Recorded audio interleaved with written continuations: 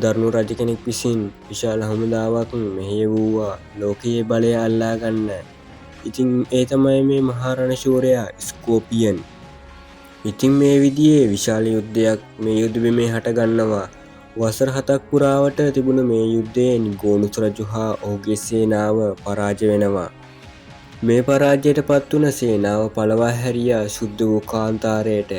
එහිදී රණශූරයා පමණක් ඉතිරි වෙද්දී අන් සියල්ලම මිය යනවා. මේ රණශූරයා මැරෙන්න ඉන්නකොට මේ රණශූරයා පොරොන්දු වෙනවා අන්ධකාරයේ අධිපති දෙවියන් වූ අනුබිස් රජුට තමාව මෙතනින් බේරාගෙන තමාට ලෝකේ පාලනය අතර ගන්න උදව් කළොත් තමන්ගේ ආත්මය ගෝනුස් රජුට දෙන බවට. ඊට පස්සේ මේ කතාවට අන්ධකාරයට අධිපති දෙවියන් එකඟ වී කාන්තාරයේ ශේම භූමියක් බවට පත් කරනවා. දෙවියන් තම හමුදාවට අණ දෙන්න රණශූරයාට බාර දෙනවා. අවසානයේ රණශූරයා විසින් තම සතුරන්ව ලෝකයෙන් අතු ගාලා දාන්න සමත් වෙනවා. ඊට පස්සේ රණශූරයා දෙවියන්ට බල කළා ඔහුට සේවය කිරීමට අවශ්‍ය බවට. ඊට පස්සේදී අපේ කතාවේ ෆ්‍රේම් එක දෙන්නේ වර්ෂ 1933 ඊජිප්තුවට. මේ ඉන්නේ රික්. ඔය අනිත් පැත්තේ පොඩි ළමයා තමයි එයාගේ පුතා. එයාගේ නම තමයි ඇලෙක්ස්. පුතා අහනවා තාත්තගෙන් ඔයා හිතුවේ මම මමියක් පස්සේ ආවා කියලාද කියලා. ඊට පස්සේ තාත්තා තමන්ගේ පුතාව මෙතනින් යවනවා. මේ ඉන්නේ රික්ගේ බිරිඳ. ඉතින් මෙයාලා ලස්සන පවුලක්. මේ දෙන්න මෙතන මොකද කරන්නේ? ඉතින් කොහොම හරි මේ නෝනායි මහත්තයා මේ ඊජිප්තු දොරක් කඩාගෙන ඇතුළු වුණාට පස්සේ දකින්න වෙන්නේ ගෝනුස්ස ගොඩකින් පිරුණ කාමරයක්. ඉතින් මේ එව්ලින්ට හීනෙන් දවසක් පෙනිලා තියෙනවා. ඉතින් ඒ හේතුව හින්දාම තමයි මෙන්න මේ ඩබල මේක හොයාගෙන ඇවිල්ලා තියෙන්නේ. මේ අතර වාරයේදී මිනිස්සු කණ්ඩායමක් මේ ටෙම්පල් එකට එනවා. මේක දකින්න ඇලෙක්ස් පුතා ඉක්මනට බලන් ඉන්නකොට දකිනවා ආයුධ එක්ක මිනිස්සු ටිකක් තමයි මේ ඇවිල්ලා ඉන්නේ කියලා. මේ අතර වාරයේදී නැවත එව්ලින්ට සිහිනෙන් මතක් වෙනවා. එහිදී දකින්න ලැබෙන්නේ මුද්‍රා තබා ඇති දොරක් අසල ආරක්ෂකයන් සිටින බවත් ඔවුන් විසින් යම්කිසි පෙට්ටගමක් ආරක්ෂා කරන බවයි. ඒකේ ලොක්කේ කරන්නේ කොහොමද කියලා අපේ මේ එව්ලින් හොඳින් බලාගෙන තමයි ඉන්නේ. මම ආයෙත් ඒ හීනේ දැක්කා. ඔය ආයෙත් ඒ හීනේ දැක්කනම් ඒක අරණ විදියත් ඔය දන්නව ඇතිනේ.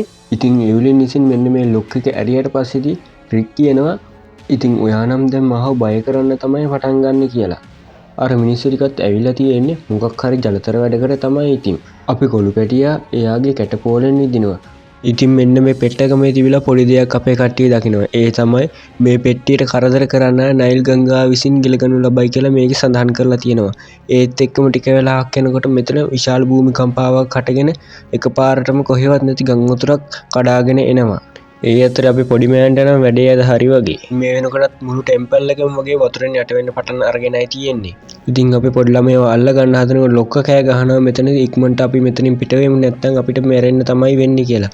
ඉතින් අම්මයි තාත්තයි දෙන්න මෙතන හිමේ ඉදිරි හිර වෙලා ඉන්නකොට ඇලෙක්ස් හිටපු ලී පලංචිය කණුවක් උඩට කඩාගෙන වැටෙනකොට ඒ කණු ටික පොලිමට කඩාගෙන වැටිලා අර ජෝඩුව හිර වෙලා හිටපු තැන් වලින් කඩාගෙන එළියට එන්න පුළුවන් වෙනවා කට්ටියටම. ගෝල්ඩන් බුක් එකත් මේකට හොයාගෙන අවසන්. ඉතින් කතාවේ ෆ්‍රේම් එකේ ඊළඟට ඇදෙනවා එහෙම මරණේ නගරයට. මිනිස්සු කණ්ඩායමක් සේවකයන් දාලා කැනීම් කරන්න පටන් අරගෙන තියෙන්නේ. මේ මරණයේ පොත පවා මේ වෙනකොටත් හොයාගෙන තමයි තියෙන්නේ. පොඩ්ඩක් ඕන්න ඔයාලා මෙන්න මේ කාන්තාව පොඩ්ඩක් ඔළුවේ තියා ගන්නකෝ. මම පස්සේ කාරණාව ඇයිද කියලා කියන්නම්. අර මංකොල්ලකාරී තුන්දෙනාත් මෙතෙන්ට වෙන්නේ වෙලාදී එනවා. ඉතින් චුට්ට වෙලාවක් යනකොට මෙන්න මෙතන භූමිකම්පාවක් වගේ සිදුවීමක් ඇති වෙලා පොළොව අස්සේ ඉඳලා අමුතු සත්තු වර්ගයක් ඉහළට එන්න පටන් ගන්නවා. ඔයාලා දන්නවද වන්න මේ සත්තු කවුද කියලා? ඉතින් පේනවනේ මෙයාලගේ භයානක බව කොහොමද කියලා. ඉතින් කොහොම හරි ෆයර් ගන් වලින් මෙයාලගෙන් ගැලවුණාට පස්සේදී මෙයාලා හොයපු ඉමුන් ටේප්ගේ මමිය මෙයාලට හොයා ගන්න පුළුවන් වෙනවා. ඉතින් ඉස්සෙල්ලම මේ තුන්දෙනාව යවලා තියෙන්නේ අර පළඳනාව අරන් එන්න කියලා. ඉතින් ඒ වැඩේ අසාර්ථක වුණත් කොහොම හරි මේ පළඳනාව ලන්ඩන් වල තියෙන බවට මෙයාලා තොරතුරු ලැබෙනවා. එව්රියන් විශ්වාස කරනවා අර බේස්ලට් එකට පුළුවන් කියලා අතුරුදහන් වෙච්ච ෂේම භූමියට යන මාර්ගය පෙන්වන්න පුළුවන් කියලා. හැබැයි රික් නම් මේ ගැන වැඩි උනන්දුවක් දක්වන්නේ නැති පාටයි. අර මිනිස්සු මේ වෙනකොටත් රික්ගේ බංගලාවට කිට්ටු වෙලා ඉන්නේ. එකපාරම මෙතෙන්ට ආපු රික් අර මිනිස්සුන්ගෙන් අහනවා මේ මහත්තුරු අපේ ගෙදර මොකද කරන්නේ කියලා. ඉතින් මේ වෙනකොට එව්ලියන් වයි ඇලෙක්ස් පුතාවයි මෙයාලා වට කරලා තියෙන්නේ. ඉතින් දෙන්නම් උඹට කියලා එව්ලියන් මෙතන තිබ්බ කඩුවක් ඇදලා ගත්තට පස්සේ තේරෙනවා හිතුවට වඩා කට්ටිය ඉන්න පාටයි කියලා. ඉතින් මේ දෙගොල්ලෝ අතර මේ වෙලාවේදී සටනක් පටන් ගන්නවා. කොහොම වුණත් හැමෝම දක්ෂිය පාටයි. කොහොම හරි මේක අවසානයේදී අර මිනිස්සු කණ්ඩායම විසින් එව්ලියන්ව සහ අර පෙට්ටිය අරගෙන යනවා. ඉතින් මේ මිනිස්සු කවුද කියලාත් අපේ කණ්ඩායම දන්නේ නැහැ. ඒත් ඉතින් මෙතනදී ඇලෙක්ස් කියනවා මම මෙයාව අඳුරනවා. මෙයා තමයි බ්‍රිතාන්‍ය කෞතුකාගාරයේ ආරක්ෂකයා කියලා. RA මෙතනදී කියනවා එයාලා ළඟ ඉන්නවා එක ගෑනු කෙනෙක්. එයා මිහිපිට කාන්තාවකට වඩා ගොඩක් දේවල් දන්නවා. එයා හරියටම ඉමුන්ටෙප්ගේ මමිය තිබ්බ තැනටත් එක්කන් ගියා. අපේ අයියලා ටිකත් මේනොට වැඩ පටන් අරන් වගේ. ඔය ඉතින් සාදයක් එම සූදානම් කරලා තියෙන්නේ. මේක සාදයක් නන් නෙමෙයි ඉතින් ඔය හොඳ පූජාවක් ක්ලාස්ටි කරලා තියෙන්නේ. කට්ටියගේ සූදානම දැම්ම ඉතින් ඉමුන්ටෙප්ව ගෙන්නන්න වගේ. බලන්නකො ඉතින් මේ බිල්ලට අරගෙන තියෙන කෙනා අඳුරනවද කියලා. අපේ එවිලියන් නේද? ඉතින් මේ ඩබල් කෞතුකාගාරයේ ඇතුලේ ඉන්නකොට අර කට්ටියගේ මන්ත්‍ර බලය නිසාවෙන් මේකේ හිටපු මේ මමී වලටත් එකපාරම පණ එන්න ගන්නවා. ඉතින් යාළුවනේ කොහොම හරි මෙයාලට පුළුවන් වෙනවා ඉමුන්ටෙප්ගේ මමියට පණ දෙන්න. මිනිහට පණ ආපු ගමන් අහන්නේ අපි මේ ඉන්නේ මොන අවුරුද්දේද කියලා. ඉතින් මේ තමයි නක්ෂනමුන්ගේ වර්තමාන උප්පත්තිය. ඉතින් මේ වෙලාවේදී එවිලියන්ව ගෙනල්ලා ගිනිගොඩට දාලා පූජාව සම්පූර්ණ කරන්න හදනකොටම එවිලියන්ගේ සුදු මහත්තයා ඇවිල්ලා එයාව එතනින් බේර ගන්නවා. මේත් එක්කම අපේ RA උඩේ ඉඳන් වෙඩි තියන්න පටන් ගන්නවා. මේ වෙඩි සද්දේ ඇහුන මෙයාලා වාහනත් ස්ටාර්ට් කරගෙන දඟලනකොට කලබලයට වාහනේ යතුරක් දෙකට කඩා ගන්නවා. ඉතින් අලිමදිවට කොටි කිව්වලු. හරිනේ අමාරුව. ඉතින් ඉමුන්ටෙප් විසින් තමාගේ බලය භාවිතා කරලා පාරාවෝ රජුගේ සෙබළු කිහිප දෙනෙක් මෙයාලා නවත්තන්න ගෙන්නනවා. ඉතින් මේ යක්කුන්ගෙන් බේරෙන කෞතුකාගාරයෙන් එළියට එනකොට ජොනතන් එන්නේ බස් එකකුත් අරගෙනම තමයි. ආරක්ෂකව වැඩේ නවත්තලත් නැහැ. රික්ගේ කාර් එකට නම් දෙවි පිහිටයි. ඉතින් මේ කරදරය එක්ක සෑහෙන දුරක් යනකොට ජොනතන් වාහනේ දානවා පටුපාරකට. ඉතින් කට්ටිය කරදරෙන් යන්තම් ගැලවුණා කියලා හිතනකොටම අර රතු ඇඳගත්ත මිනිස්සෙක් අපි පොඩ්ඩව අල්ලන් යනවා. මෙතනදී තාත්තා කොච්චර උත්සාහ කරත් තමන්ගේ පුතාව බේර ගන්න බැරි වෙනවා. ඉතින් ඒකේ මුලින්ම ගීසාවේ පිරමීඩ පෙන්වන නිසා කට්ටියම එතනට යන්නයි හදන්නේ. මේ වෙනකොටත් රතු සංවිධානයේ කට්ටිය අදාළ තැනට ඇවිල්ලා ඉන්නේ. දැන් කොල්ලට ඉමුන්ටෙප්ව උණ ගස්සන්නයි හදන්නේ. ඉතින් දැන් මේ මරණයේ පොතක් තියාගෙන ඒකෙන් ඉමුන්ටෙප්ගේ ශරීරය සම්පූර්ණ කරගන්න තමයි තියෙන්නේ. ඔබ තමා තෝරාගත්ත කෙනා. ඔබ මාව ආමේශ්වරයට ගෙන යා යුතුයි. මේ වලල්ල ත්‍යාගයක් වගේම ශාපයක්. කාලය නැවත ඔබට විරුද්ධ වේ. තව දවස් 7යි තියෙන්නේ ගෝනස් රජු අවදි වෙන්න. දන්නවද මේ බලන්දනාවේ භයානකම දේ? හරි වෙලාවට පිරමීඩය තුළට යන්න බැරි වුණොත් එහෙම ඒක ඒ පැලඳගෙන සිටින කෙනාගේ අවසන් මොහොත තමයි. ඒ කියන්නේ මේකෙදි ශරීරය උරා ගන්නවා. දැන් මේ රික් ඇතුළු කට්ටිය ඇවිල්ලා තියෙන්නේ මේ මිනිස්සයාගේ අහස් යාත්‍රාව ගන්නයි. රික් දැක්ක ගමන් මේ මිනිස්සයා බය වෙලා දුවන්න පටන් ගන්නවා. මෙයා රික් එක්ක ගිය හැම ගමනක්ම බේරලා තියෙන්නේ 99න්. මේ ඩයල් එක ගමනට බෑ කියද්දි මෙන්න මේ රත්තරන් පොල්ල දෙන්නම් කියලා කිව්වට පස්සේ තමයි මිනිහ වැඩේට කැමති වෙන්නේ. මේ වෙනකොට අපේ RA එයාගේ ගෝත්‍රයේ අනතන නිලධාරීන් එක්ක ඇවිල්ලා. ඉතින් මෙන්න මේ උකුස්ස තමයි එයාලා යන ගමන් මගට පණිවිඩ සපයන්න. මෙයාගේ නම තමයි හෝරස්. ඉතින් මේ වෙනකොටත් අපි කණ්ඩායම ඉතාම ඉක්මනින් අදාළ ප්ලේස් එකට ගමන් කරන ගමන් තමයි ඉන්නේ.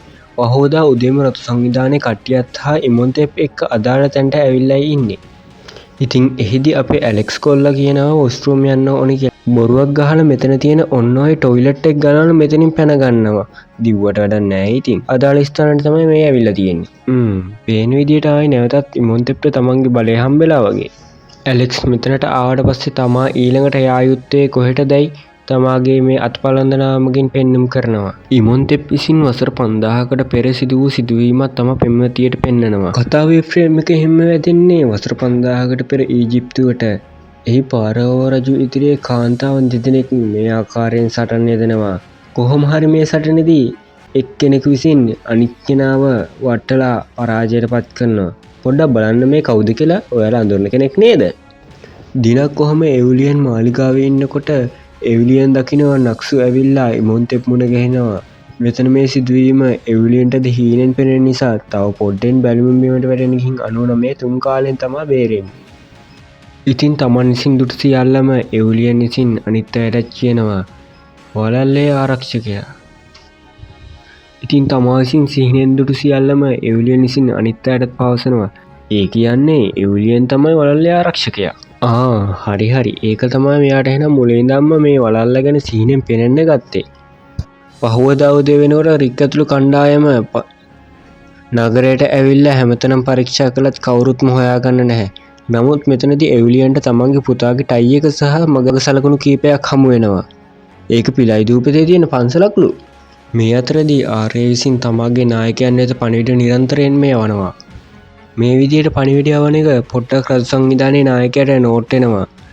බලන් ගියාම අපේ කට්ටියත් ලේසි නෑ මේකට බර සෙට් එකක්ම බහැලා ඉන්නේ. ඉමුන්තෙප් මෙතන නයිල් නදියේ ඉන්නකොට මෙයාලගේ මේ බැලුන් එක දකින අතර තමාගේ බලය භාවිතා කරලා අපේ යාළුවෝ සෙට් එක ඉන්න පැත්තට විශාල ජලකඳක් එවනවා. අහුවෙන්න ඔන්න මෙන්න තියෙද්දි මේක නයිට්‍රස් තිබ්බ නිසා යන්තම් බේරුණා කියලා හිතනකොටම බැලුනේ ඉන්ධන අවසන් වීමත් එක්කම ජලකඳ විසින් මෙයාලගේ බැලුනේ විනාශ කරලා දානවා. මෙයාලගේ බැලුන් එක විනාශ වුණාට අපේ යාළුවන්ට නම් සුළු තුවාල තිබ්බ ලොකු ප්‍රශ්නයක් නැති පාටයි. ඉතින් මෙතනදී රික් ඉන්සිටි කියනවා ඔයාලා කොහොම හරි බැලුන් එක හදාගෙන එන්නේ එතකන් අපි යන්නම් කියලා. කොහොම හරි මෙතනදී ජොනතන් විසින් ඉන්සිටි දීලා තිබ්බ මෙන්න මේ රත්තරන් පොල්ල ෂේප් එකේ උස්සනවා. මේ වෙනකොට මහ කළුවරේ අපේ රතු සංවිධානයේ කට්ටියත් පිරමීඩිය වෙත ළඟා වෙමින් තමයි ඉන්නේ. බලන්න පොඩ්ඩක් මේ ප්‍රංශ බැලුන්ගේ මිනියටකට නේද? අපොයි දෙයියනේ. ඉතින් මේ දෙන්නට ස්නයිපර් දෙකක් අතර දීලා ආර්ය සමග රික් යනවා පුතා බේරගන්න. මේ වෙනකොට එකපාරම පරිසරය අමුතු වෙලා යනවා. මහා අද්භූත හැඟීමක් ඒ එක්කම සැරිසරනවා මනස තුළ. රතු සංවිධානයේ මිනිස්සු මේ එක්කම එකපාරම එක්කෙනා ගාන එකපාරම අතුරුදහන් වෙන්න පටන් ගන්නවා. මේ අඟුඩ මිට්ටන් මැරුණු ඇටසැකිලි වුණාට මෙයාලා හරිම භයානකයි. මේ ජරමරේ අස්සේ ලෝග්නා එනවා කොල්ලගෙන් අර වලල්ල කොහොම හරි ගන්න කියලා. කොල්ලා ලෝග්නාව දැක්කම දුවන්න පටන් ගන්නවා. මේ දෙන්නත් හිටියට දැන් ස්නයිපර් වැඩ දෙන්නෙක් වෙලානේ. ලෝග්නා විසින් ඇලෙක්ස්ගේ අත කපලා හරි වලල්ල ගන්න අරමුණින් යනකොට තාත්තා කොල්ලව බේර ගන්නවා. ඒ ඇස්සේ අඟුඩ මිට්ටන්ගෙන් තියෙන කරදරෙත් ඉවරයක් නැහැ. මේ වනයේ තුල මඩගුරු පවා තියෙනවා.